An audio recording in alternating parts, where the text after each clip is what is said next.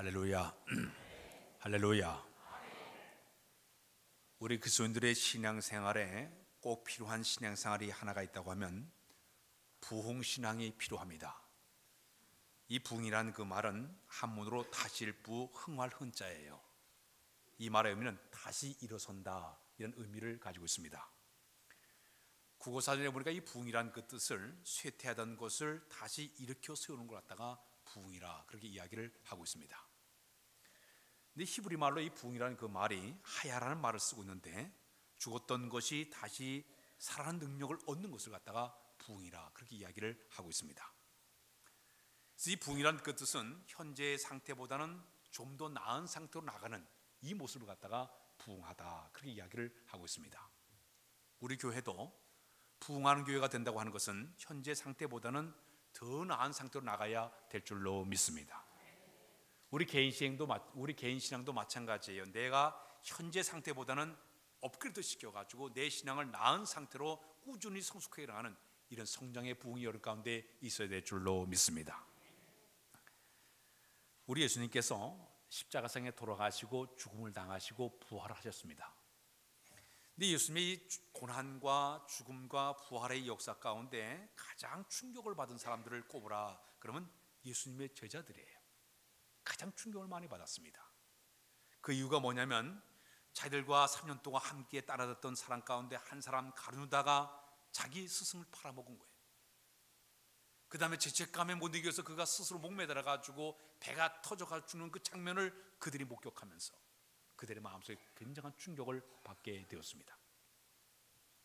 또 하나는 자기들의 충격적인 사실은 뭐냐, 자기가 3년 동안 따라다녔던 스승이 처참하게 끌려가서 모진매를 맞고 멸시를 당하고 천대를 당하고 저주의 십자가를 지고 골가운데 가신 그 모습을 바라보면서, 자네에게 죽는 그 사건을 바라보면서 이 제자들은 정신적으로 엄청난 충격을 받게 되었습니다. 더욱이 예수님이 부활했습니다. 부활했음에도 불구하고 자기들의 마음속에 엄청난 충격이 가시지 않고 있었을 그때에 예수님 부활 사건 이후에도 여러 가지 헛소문이 떠돌고 있는 거예요. 이 예루살렘 주변의 여러 가지 헛소문 가운데 하나가 이 대장들이 예수님의 부활을 숨기기 위해서 무덤을 지키던 로마 군인들에게 돈을 줬습니다. 거짓말을 퍼뜨리라. 그 거짓말이 뭐냐면 예수님 부활한 것이 아니라 제자들이 시체를 훔쳐갔다고 도둑질을 퍼뜨리게 만들었어요. 예수님이 한쪽엔 부활했다고 얘기하고 한쪽엔 도둑소리 뻗으면서 예수님은 부활한 것이 아니라 제자들이 시체를 훔쳐갔다. 또 한편에서는 예수님이 죽은 것이 아니라 기절했다가 다시 깨어났다는 기저설까지 얘기하기도 했습니다.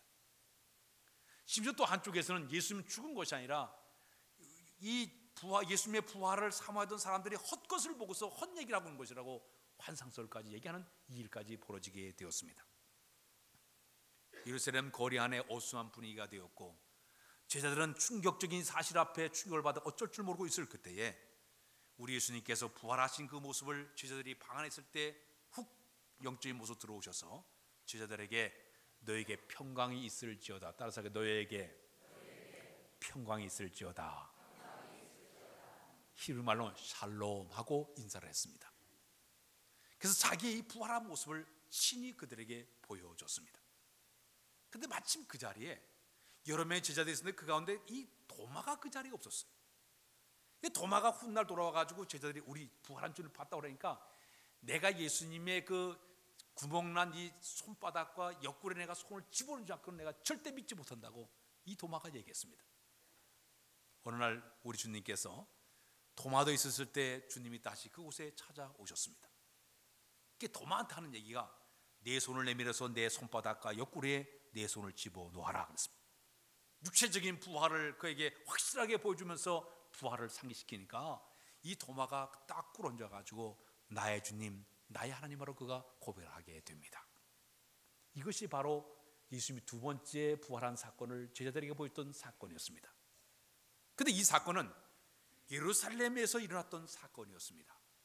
그런데 우리 예수님이 세 번째 제자들에게 나타난 사건은 어디서 있었는가 하면 갈릴리 해변가에서 주님이 나타나셨습니다.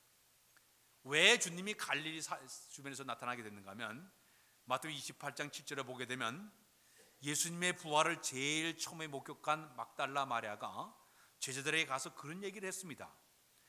갈릴리 너희보다 우리 제자들에게 한 얘기가 그가 죽은 자 가운데 살아나셨고 너희보다 먼저 갈릴리를 가셨으니 거기서 너희가 그를 배우리라 그랬어요. 그 제자들이 예루살렘 거리에 있다가 주님을 두 번 만난 다음에 다시 주님을 만나고자 갈릴리를 향해서 그들이 갔습니다. 근데 그곳에 간 제자들이 7명이에요. 베드로와 6명의 제자들이 함께 그곳에 갔습니다.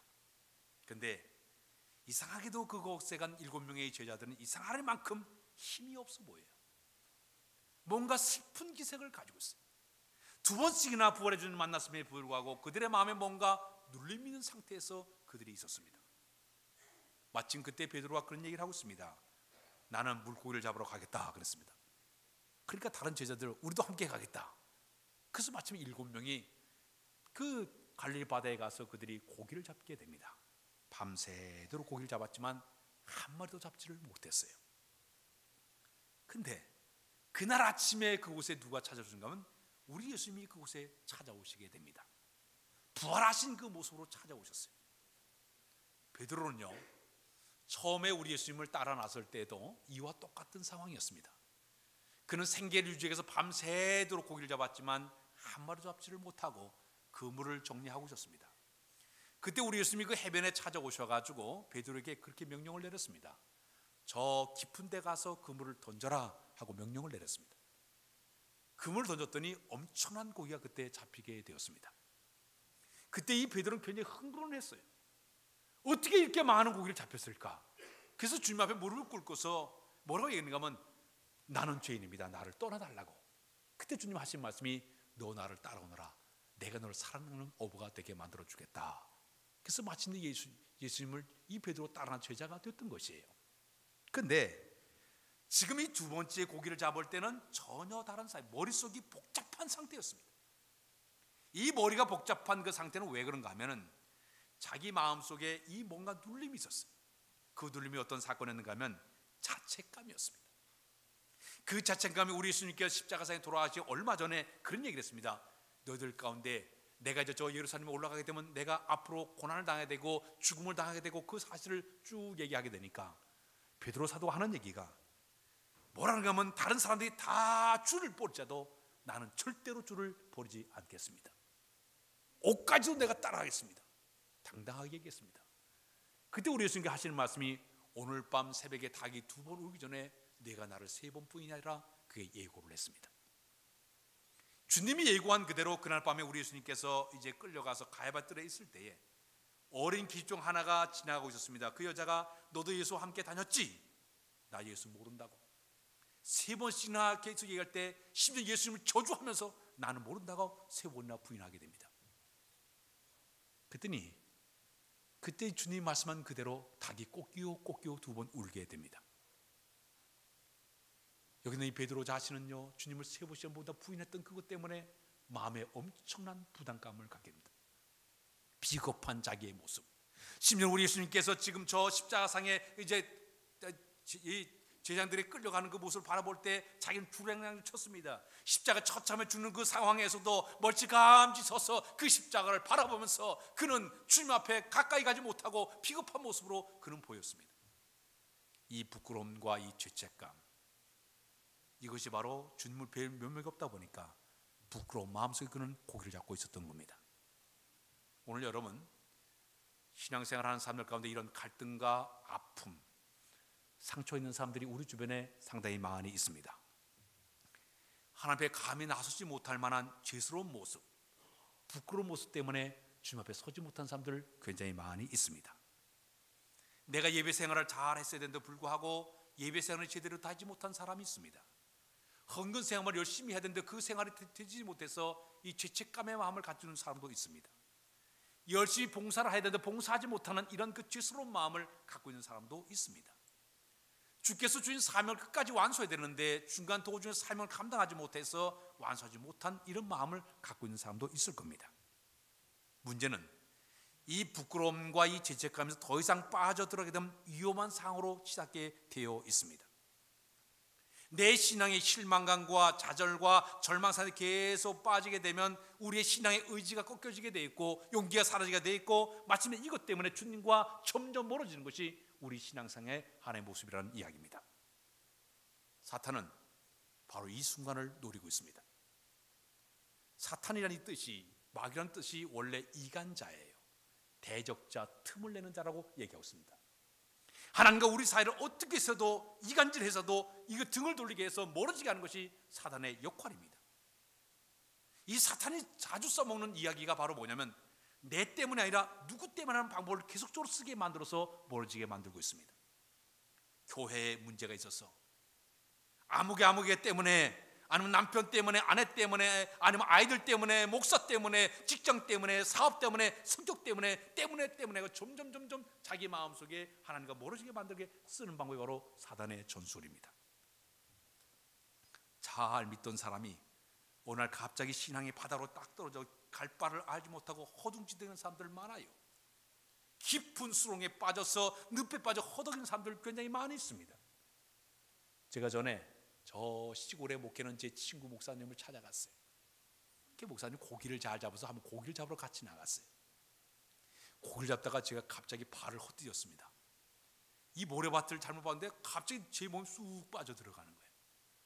알고 보니까 이 포크레인이 와가지고 모래를 이제 퍼낸 그 자리가 살짝 이 모래가 덮여가 잘못 밟으니까 죽는 줄 알았어요.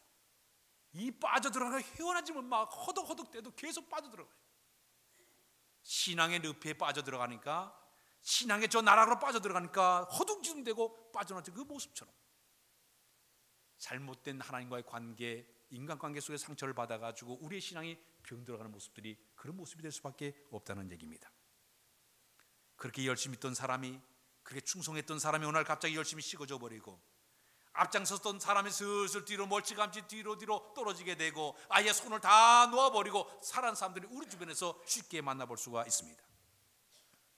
늘 밝고 힘차게 활기차게 신앙생활하던 사람이 어느 날 갑자기 풀이 푹 죽은 것처럼 시들어버리는 모습들, 또 심지어는 맥없이 얼굴 표정이 어두운 모습으로, 이 아침에도 어두운 모습으로 바라보는 사람들, 성도 간의 교제도 서먹서먹해 가고 우울한 표정으로 신앙생활 사람들이 우리 주변에 상당히 많이 있다는 얘기입니다. 이런 영적인 침체, 좌절, 회의, 베드로의 모습과 같은 모습의 모습입니다.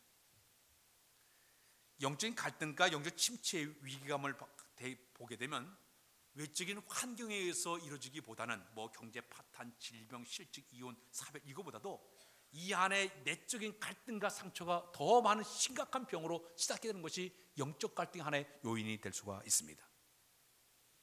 미국의 루이스벨 대학의 정신과 교수였던 레인 오츠라는 박사님께서 신앙이 병들어갈 때라는 책을 그분이 내놓았습니다. 그분이 그 책에서 신앙이 병든 사람들은 7가지 현상이 나타나고 있다 지적을 했습니다. 그 첫 번째가 뭐냐? 신앙이 병들어 버리게 되면 평안과 기쁨이 사라지고, 교회를 가도 즐거움이 없고, 직장에 가도 즐거움이 없고, 학교 가도 가정 가도 즐거움과 평안이 사라진 모습은 영적인 질병의 상태라고 그분이 지적을 했습니다. 두 번째는 뭐라는 겁니까? 신앙이 병들어 버리면 불안감을 갖게 되고, 설교가 전혀 귀에 들어오지 않고 마음을 딱 닫아 걸게 되니까 귀도 막히고 입도 닫혀지는 그런 모습이 나타나게 된다는 얘기입니다. 세 번째, 그가 얘기하기를 설교 자체가 듣기가 싫고 귀에 거슬리고 거부감이 생겨서 은혜가 되지 않게 되니까 신앙적으로 점점 병든 하나의 모습이 되어서, 우리가 쉽게 얘기해서 우리의 육체가 소화가 잘 안 되면요, 아무리 진성잘 차려놔도 맛을 못 느끼니까 못 먹어요. 저도 이 속병을 하나 알아봤어요. 소화가 한 6개월 동안 고생하니까요, 아무리 좋은 음식을 갖다 놔도 전혀 입맛을 느끼지 못하고 먹지를 못했어요. 소화가 안 되니까. 이것이 바로 영적 병에 걸 때 그런 모습이 나타난다고 지적을 했습니다. 네 번째는 신앙이 병들어 버리면 희망보다는 실망과 절망이 앞서기 때문에 이 구원의 확신이 없다 보니까 점점 희망이 사라진 그런 모습이 바로 영적 상태의 병든 상태라고 얘기를 했습니다. 다섯 번째는 신앙이 병들어 보면 능력이 소멸되어, 마침 제자들도 믿음이 떨어지게 되니까 능력이 소멸되고 영적 능력을 믿지를 못하고 능력이 없는 사람으로 이런 모습으로 살게 된다는 얘기를 했습니다. 그 다음에는 여섯 번째는 이 신앙적으로 병이 들게 되니까 교회가 점점 멀어지고 목회자와 점점 멀어진 그런 안타까운 일이 벌어지게 되고, 마지막에는 신앙이 병들어 버리면 순종하지 않게 된다는 얘기입니다. 모든 면의 불신과 의심의 마음이 그 마음에 갇힐 수밖에 없다고 지적을 했습니다. 결과적으로 여러분, 신앙이 병들어 버리는 죄 아무리 화려한 조건을 골고루 갖추어 있다 하더라도 결국 무너질 수밖에 없다는 얘기입니다. 요한계시록 2장의 4절 5절에 보면 그런 말씀이 있습니다. 우리 거기 보니까 그러나 내가 너를 책망할 것이 있나니 너의 처음 사랑을 버렸느니라. 그러므로 너희가 어디서 떨어졌는가를 생각하여 회개하여 처음 행위를 가지라. 만일 그렇지 아니하고 회개치 않으면 내가 가서 네 촛대를 그 자리에서 옮기리라 그랬습니다. 오늘 여러분, 우리의 영혼을 잘 돌봐야 될 줄로 믿습니다. 우리의 영적 건강 상태를 다 유지해야 될 줄로 믿습니다. 영적 회복을 통해서 내가 마치 자동차를 점검하는 것처럼 내 상태를 잘 점검해서 내가 영적으로 병이 드는가 확인을 해서 잘 고쳐나가는 이런 삶이 돼야 영적으로 건강한 모습으로 살게 되는 우리의 삶이 되게 될 줄로 믿습니다. 그러면 이 병든 신앙과 나약한 신앙, 이 영적 갈등 속에서 꼭 필요한 신앙이 무엇이냐? 가장 중요한 것은 하나님은 절대로 나를 버리지 않는다는 확신이 우리에게 필요한 줄로 믿습니다. 따라서 하나님은 나를 버리지 않았다. 요한복음 14장 18절에 보게 되면 내가 너를 고와 같이 내버려 두지 아니하고 너희를 버리지 아니하리라. 하나님과 나와의 관계는 굉장히 중요한데요, 내가 하나님을 버리고 내가 하나님을 뿌리치고 내가 하나님 가서 거절한 것이지 하나님은 절대로 우리를 버린 분이 아니에요. 내가 버린 거예요. 내가 뿌리친 거예요. 내가 간섭을 거절한 것이지 절대 하나님은 우리를 버린 분이 아니세요. 전에 제가 집에서 청소를 한 적이 있습니다.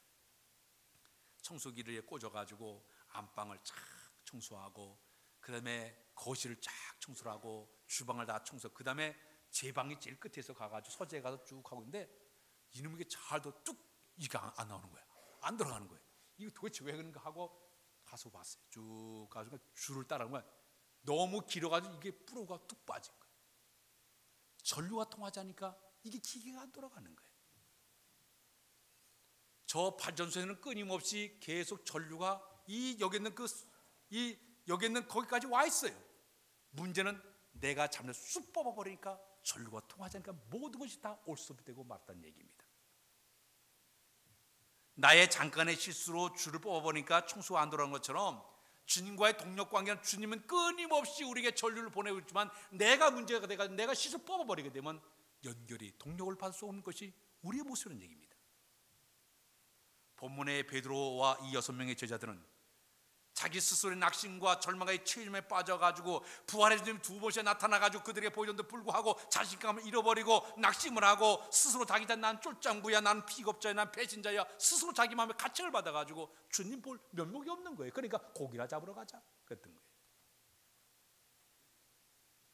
다시 자기의 사명을 잃어버리고 옛날 옛생활로 돌아가는 그 모습이 바로 오늘 우리의 모습이 될 수 있다는 얘기입니다. 그러나 오늘 이 성경에 보게 되면 이렇게 좌절과 절망과 사명을 버리고 저 옛생활을 돌아간 이들에게 누가 찾아오요? 부활의 주님이 찾아온 줄로 믿습니다. 이들을 찾아왔어요. 그 이유는 뭐냐? 내가 너를 버린 것이 아니야. 내가 너를 이미 선택해 세워놨기 때문에, 내가 너를 사랑했기 때문에 다시 주님이 찾아왔어요. 성경을 보면서 우리에게 중요한 메시지가 있습니다. 항상 주님은 우리가 주님을 찾아온 것이 아니라 주님이 우리를 찾아온 것을 믿으시기를 바랍니다. 하늘 보좌 영광을 버리시고 이 땅에 친히 찾아오신 주님이세요. 저 높은 별을 넘어 이 낮고 낮은 땅 위에 찾아오신 분이에요. 뭐하러? 우리를 구원하러 찾아온 줄로 믿습니다. 그 주님이 이 땅에 계시면서도 33년 동안, 특히 33년 동안에 환자가 있어요. 38년의 중풍자를 주님이 찾아갔어요. 내 자를 일어나 걸어가라 명령을, 그의 병을 치료하지 않습니까? 죽은 자를 찾아가서 나사로야 나오너라 살리고 있습니다. 난성과부를 살리고 있습니다. 찾아가고 있어요. 심지어는 죄인도 찾아가고 있습니다. 삭개오를 찾아가지고 그를 만나고 그를 자선사업가로 만들어 버립니다. 수가성에 있는 여자 찾아가서 5 남편 있는 여자 만나가지고 그에게 복음을 전하고 생수를 전해서 그가 복음 전도자로 바꿔주고 있습니다. 주님은 항상 찾아가신 분이세요. 심지어 우리가 마가복음 4장에 보게 되면 제자들이 풍랑 있는 바다 가운데 밤새도록 그 풍랑을 만나 노를 저며 괴로이 힘을 줬고 괴로이 노젓는 모습을 바라보면서 주님께서 바다 위를 걸어오시자. 근데 이 걸어왔다는 그 말이 원문에 보니까 달려오셨다고 그랬습니다. 달려와서 바다를 꾸짖으시고 주님이 그 배에 오르시니 그 바람이 그대로 다 멈췄다고 얘기하고 있습니다. 힘겨워하는 그 자리에, 괴로워하는 그들의 주님이 즉시 달려오사 그들을 구조해 준 줄로 믿습니다. 찾아오시는 분이에요. 우리가 찾아가기보다는 그분이 찾아오시는 거예요. 찾아 우리를 구해 주시는 거예요. 로뎀나무 밑에서 영적 침체에 빠져가지고 이 엘리야 선지자가 먹으러 하나님께 기도하고 있어요. 하나님, 지금 저를 차라리 죽여주십시오 그랬습니다. 완전히 저 영적으로 침체 나락에 따라있는 그 엘리야를 우리 하나님께서 어떻게 하고 있습니까? 친히 천사를 보내사 그에게 떡과 생수를 줘가지고 육체적으로 건강을 회복하게 만드시고 오르맞은 다음에 그를 다시 저 호렙산으로 41차를 걷게 만들어서 호렙산 다시 만나가지고 그 영적 능력을 부어줘서 사명을 감당케 해주신 분이 바로 우리 하나님인 줄로 믿습니다. 정적 야망을 가지고서 뭔가 민족을 구원했던 날뛰었던 이 모세가 순식간에 이제 그가 반역자로 몰려가지고 저 망명을 떠나가지고 저 미디안 광야에 가서 그저 40년 동안 그 광야에서 헤매고 있을 그때에 여호와 하나님께 때가 딱 되자 그를 호렙산을 부르시고 있습니다. 가시는 불꽃 가운데 그를 만나셔가지고 모세야 내가 쓴 것은 거룩 같다니 내 입에서 신을 벗으라 말씀하신 다음에 그에게 너는 가서 내 백성 이스라엘을 구원하라고 그를 찾아가서 사명을 주고 있습니다. 우리가 자는 신약 성경의 유명한 사도 바울 같은 경우 예수 믿는 자 촉배하러 가는 그 예수 믿는 자를 이제 체포하는 그 도중에 다메섹 도상에서 신이 부활의 주님 찾아오사 그를 핍박자요 포행자인 해방자인 그 사도 바울을 만나시고 사울아 내가 어째 나를 핍박하냐? 나는 내가 핍박하는 예수라 만나지 않습니까? 그 찾아온 주님을 우리 만나야 될 줄로 믿습니다. 성경에 보게 되면 요한복음 15장 16절에 너희가 나를 택한 것이 아니라 내가 너를 택하여 세웠나니 그렇습니다.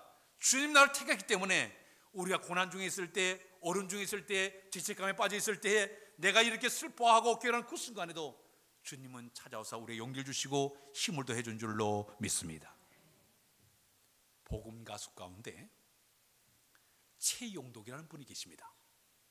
이분은 많은 노랫말을 복음송을 많이 작사하신 분이에요. 예를 들어서 나의 힘이 되신 여호와여 이 노랫말을 그분이 만들었어요. 낮에 해처럼 밤엔 달처럼 이것도 그분이 만들었어요.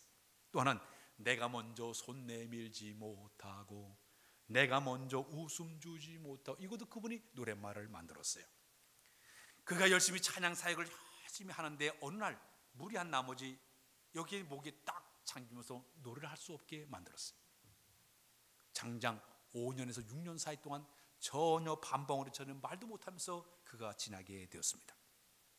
여러분 생각해 보시오. 열심히 사역을 하고 찬양을 하고 열심히 목을 쓰면서 살아왔는데 갑자기 목이 딱 다치니까 이거 답답하고 미칠 지경이에요. 그러다가 그가 1992년도에 그가 이제 고난 가운데 지은 노랫말이 하나가 있습니다. 그 노랫말이 바로 오신실하신 주라는 노랫말이에요. 우리 같이 한번 불러볼까요? 저 준비해 주세요. 같이 노래 좀 부르세요.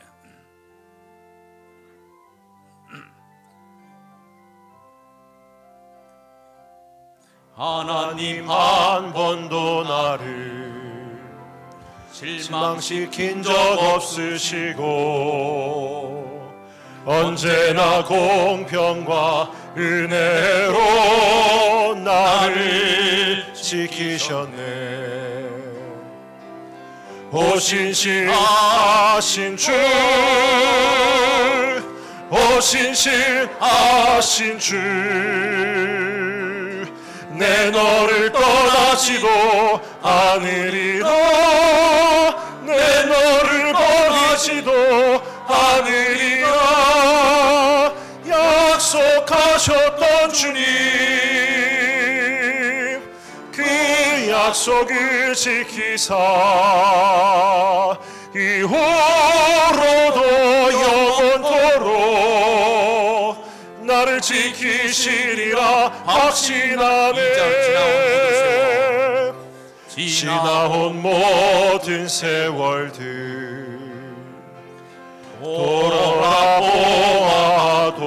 돌아보아도 그 어느 것 하나 주의 손길 안 미친 것 전혀 없네.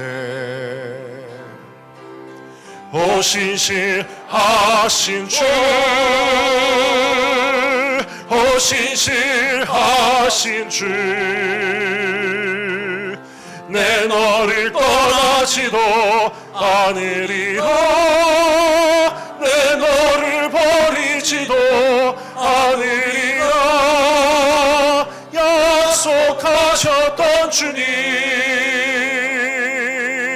그 약속을 지키사 이후로도 영원토록 나를 지키시리라 확신하네. 할렐루야. 이 찬양을 부르면서 하나님과 관계 회복이 되었어요. 또 영적으로 회복하는 역사를 체험했다고 고백을 하고 있습니다. 오늘 주님 본문에 보니까 시리와 좌절, 낙심과 절망 중에는 고기 잡던 7명의 제자들에게 주님이 친히 찾아오셨어요. 그리고 그들에게 말씀을 전하기를 너희가 이제 그물을 배 오른편에 던져라. 그랬더니 엄청난 고기가 잡히게 됩니다. 주님의 명령 따라 그들이 엄청난 고기를 잡고 나자마자 이 베드로가 그 옆에 있는 이 요한의 한 얘기가 주님이시다. 그 말을 베드로가 듣게 됩니다. 그 순간 정경이 베드로가 처음 만날 때 그때 주님의 그 음성을 기억을 하고서 여기 보니까 벗은 몸으로다 갑자기 겉옷을 두른 다음에 물로 풍덩 뛰어들어가지고 막 수영을 해가지고 주님 앞에 다가갑니다. 여러분 원래 수영하려고 하면 옷을 입고 있다가 벗은 다음에 물로 뛰어들었는데 지금 베드로는 거꾸로 하고 있어요. 벗은 몸으로 있다가 이 겉옷을 탁 입고 물로 뛰어들어갔어요. 왜 그런지 아십니까? 그의 마음속에는 먼저 주님 앞에 부끄러운 마음이 있는 거예요. 송구한 마음이 있는 거예요. 자기의 죄책감이 되니 자기 마음에 송구한 마음이 있다 보니까 예의를 갖추게 된 그런 모습으로 옷을 입은 채로 수영을 해가지고 주님 앞에 나가게 됩니다. 20규빗쯤 200규빗쯤 그가 이제 수영해서 갔더니 주님께서는 이에 베드로와 그 제자들이 온 걸 다 보신 다음에 친히 그분이 생선과 떡을 가지고 아침 식사를 준비해 놓게 됩니다. 셰프예요. 아침 식사를 잘 준비해 놓으시고 그들에게 먹게끔 그렇게 준비를 하고 있습니다. 왜 주님이 제자들에게 음식을 준비하고 있을까요? 배려입니다. 물론 배고파하는 것도 있겠지만은 지금 이 음식을 통해 가지고 서로 뭔가 소통을 이루겠다는 얘기입니다. 지금 어색한 관계, 서로 간의 이 과거의 죄악에 대한 이 죄책감의 관계를 해결하기 위해서 음식을 서로 이렇게 나누면서 다시 한번 그들과의 관계 회복을 위해서 주님은 친히 음식을 준비하사 그들과 함께 음식을 나누게 됩니다. 이것이 바로 찾아준 주님의 모습이 되는 줄로 믿습니다. 오늘 여러분 우리도 이 땅에 살아가면서 주님이 어느 날 갑자기 나에게 찾아올 때 그 주님과 진정한 만남을 가져야 될 줄로 믿습니다. 때론 찬양하는 동안에도 주님이 우리를 찾아올 수가 있습니다. 기도하는 가운데도 주님이 찾아올 수가 있습니다. 오늘 말씀을 듣는 가운데도 주님은 나를 찾아올 수가 있습니다. 아니 내가 이 자리에서 거룩한 사역을 감당하는 그 자리도 주님이 찾아오사 우리를 회복시켜 주시고 죄를 감당하도록 만들어 줄 줄로 믿습니다. 그 다음에 이 베드로 이 뒤편은 우리가 안 봤지만 뒤편에서 그에게 내가 나를 사랑하냐 3번 물으신 다음에 내 양을 먹이라 내 양을 치라 그의 제 사명을 회복시켜 주게 됩니다. 그의 관계 회복한 다음에 그는 열심을 다해 가지고 복음을 증거하다가 전세를 가게 되면 그는 저 로마에 가서 끝까지 복음을 전하다가 거꾸로 십자가에 매달려서 순교를 당한 사람이 바로 베드로의 모습이었습니다. 우리가 지난주에 부활주일을 보냈습니다. 오늘 우리 이 아침에 전하님들에게 주신 이 메시지 가운데 하나는 내가 지금 실망과 좌절과 낙심과 주님과 불통의 관계로 지금 어려워하는 사람이 있습니까? 괴로워한 사람이 있습니까?